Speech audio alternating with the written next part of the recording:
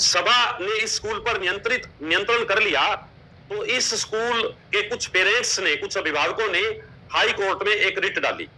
High court में writ जब डाली तो हाई कोर्ट ने आदेश दिया कि इनकी जांच करवाई जाए, और विभाग ने जांच करवाई। जांच रिपोर्ट की प्रति जांच कमेटी ने यह जांच रिपोर्ट दी कि इन स्कूलों की आर्या वरिष्ठ माध्यमिक विद्यालय की आर्या उच्चतर माध्यमिक विद्यालय के नाम से और आर्या कन्या महाविद्यालय की आर्या कन्या महाविद्यालय के नाम से अपनी सोसाइटी है। और जो सभा ने उस टाइम पे मैनेजिंग कमेटी बनाई थी, विभाग ने उसको कोई मंजूरी नहीं दी। जब ये रिपोर्ट हाई कोर्ट में गई विभाग के माध्यम से, तो हाई कोर्ट ने कहा कि 24 घंटे के अंदर इसमें एडमिनिस्ट्रेटर लगाया जाए। शिक्षा विभाग ने इसमें एडमिनिस्ट्रेटर लगा दिया। फिर एडमिनिस्ट्रेटर ने सरकार से ये पूछा, जब चुनाव का वक्त आया, क्योंकि एडमिनिस्ट्रेटर को चुनाव करवाना था, उसने पूछा कि चुनाव में किसका करवाऊं, क्योंकि सामने एडमिनिस्ट्रेटर के सामने दो पक्ष थे। तो सरकार ने ये मार्गदर्शन जारी किया 2008 से केवल आर्या उच्चतर माध्यमिक विद्यालय और आर्या कन्या महाविद्यालय का था, और एमडीएन की बात उस टाइम नहीं थी कि उनका चुनाव करवाया जाए। तो उन्होंने इन दोनों की सोसाइटियों के चुनाव करवाए 2011 में। डीओ, जो उस तत्कालीन डीओ थे, उनकी देखरेख में मैनेजिंग कमेटी बनी। स्कूल एजुकेशन डिपार्टमेंट हरियाणा ने उनको मंजूरी दी।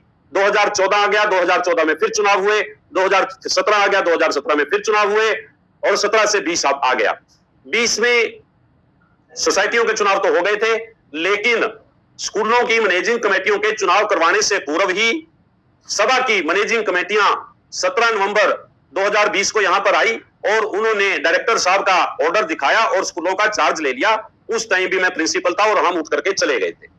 जब डायरेक्टर साहब को जेग नेशन उस टाइम पे डायरेक्टर थे, उनको जाकर के बात बताई, तो उन्होंने जो मंजूरी दी थी अबेंस में डाल दी और एक इंक्वायरी कमेटी बना दी।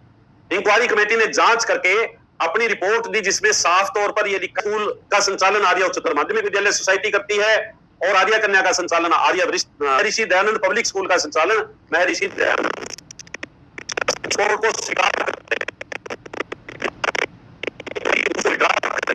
और 2023 के अप्रैल में जो सोसाइटियां स्कूल का संचालन कर रही हैं, उनको अप्रूवल दे दी। बाकायदा से अप्रूवल के ऑर्डर में मेरे पास है ये बात लिखी कि इनका संचालन कौन करता है, लेकिन स्कूलों का चार्ज नहीं मिल पाया।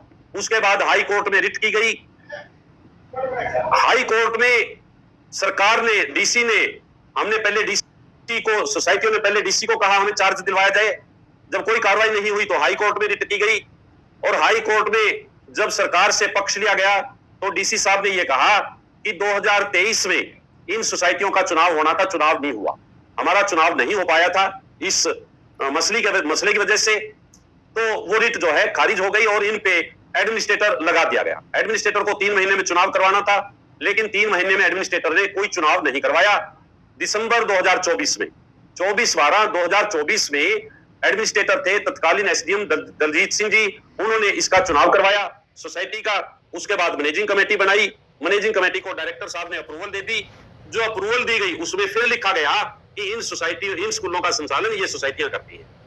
चुनाव करवाने का आदेश 2024 में जो चुनाव हुआ, वो जो एडमिनिस्ट्रेटर लगाया था सोसाइटियों पर, district registrar funds and societies ने लगाया था, और उन्हीं का आदेश था, क्योंकि सोसाइटियों के जो मसले हैं वो रजिस्ट्रार फंड्स एंड सोसाइटी देखते हैं। उन्हीं का आदेश होता है कि भी चुनाव अगर समय पर नहीं हुए तो एडमिनिस्ट्रेटर चुनाव करवाए। जब चुनाव हुआ और मैनेजिंग कमेटी को अप्रूवल मिली, लेकिन चार्ज स्कूलों का फिर भी नहीं मिल सका। जब चार्ज नहीं मिल सका तो फिर डीसी साहब को लिखित में दिया गया। डीसी साहब ने उस पर कोई एक्शन जब नहीं हुआ, फिर रिट डाली गई हाई कोर्ट में, फिर रिट डाली गई। हाई कोर्ट की रिट पे जो सरकार का पक्ष गया, जो इनका नुमाइंदा था, जब हाई कोर्ट ने उससे पूछा भी आप क्या कहना चाहते हैं, तो उन्होंने अपना पक्ष रखा कि हमें चार्ज दिलवाने में कोई आपत्ति नहीं है और हमें एफिडेविट फाइल करने के लिए टाइम चाहिए।